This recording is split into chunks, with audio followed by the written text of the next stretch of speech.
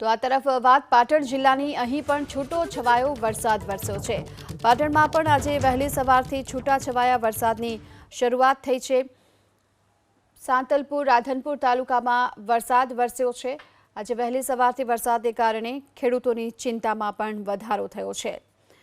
પાટણ જિલ્લામાં પણ આજે વહેલી સવારથી વરસાદની શરૂઆત જોવા મળી છે। હજુ પણ 2 દિવસ સુધી વરસાદ યથાવત રહેશે અને આજનો દિવસ છે એ ખેડૂતો માટે હાલ ભારે રહેશે, કારણ કે હજુ પણ આગામી 12 થી 15 કલાક સુધી વરસાદી માહોલ યથાવત રહેવાની શક્યતા જોવામાં આવી છે।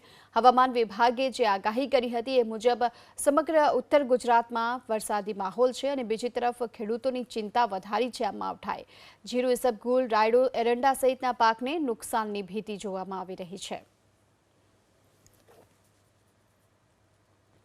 પાટણ જિલ્લામાં પણ આજે વહેલી સવારથી જ વરસાદની શરૂઆત થઈ હતી।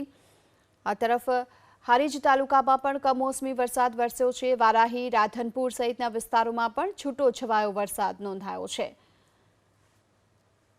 તો પાટણ જિલ્લાના વાતાવરણમાં પણ પલટો જોવા મળ્યો। હારીજ તાલુકા સહિતના ગ્રામ્ય વિસ્તારોમાં પણ કમોસમી વરસાદ છે, જેના કારણે ઘઉં સહિતના પાકને નુકસાનની ભીતિ જોવામાં આવી રહી છે। તો પાટણમાં પણ આજે વહેલી સવારથી વરસાદની શરૂઆત થઈ છે। હજુ પણ આગામી 2 દિવસ સુધી વાતાવરણ વરસાદી રહેશે। માવઠાએ ખેડૂતોની ચિંતા વધારી છે। વધુ વિગતો મેળવીએ, સંવાદદાતા એઝાઝ મંસૂરી આપણી સાથે જોડાઈ ચૂક્યા છે। એઝાઝ, પાટણ જિલ્લામાં ક્યાં વરસાદ નોંધાયો છે? ચોક્કસથી જણાવી દઉં કે પાટણ જિલ્લામાં વહેલી સવારથી જ વરસાદી માહોલ જામ્યો હતો। એટલે પાટણના છેવાડા વિસ્તારમાં પહેલા શરૂઆત થઈ હતી। સાંતલપુર રાધનપુર તાલુકાના અંદર વહેલી સવારથી વરસાદ વરસવાનું શરૂ થયું।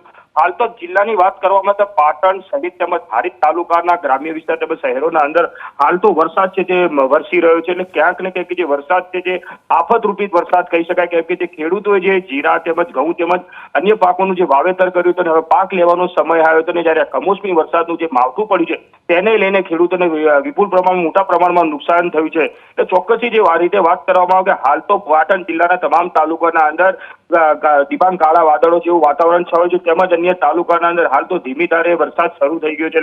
હાલ તો ચોક્કસ પ્રમાણે જે રીતે વાત કરો કે પાટણ, હારીજ, સાંતલપુર, રાધનપુર સહિતના તાલુકાના અંદર હાલ તો ધીમી ધારે વરસાદ શરૂ છે। ત્યારે બીજી તરફ જો વાત કરવામાં હાલ તો ખેડૂતોને જે મોંઘા જે ખર્ચા કર્યા હતા બિયારણો, ખેડ ખાતર તમામ નિષ્ફળ જઈ શકે છે। અને ત્યારે બીજી તરફ જે એપીએમસી દ્વારા પણ તમામ ખેડૂતોને સૂચના આપવામાં આવી હતી કે જે પોતાનો માલ છે કે પોતે ઢાંકીને રાખે। એટલે હાલ તો જે જિલ્લાના અંદર જે વાતાવરણ પલટો આવ્યો છે, જે ધીમી ધારે વરસાદ શરૂ છે તેને લઈને ખેડૂતો હાલ તો ચિંતિત દેખાઈ રહ્યા છે।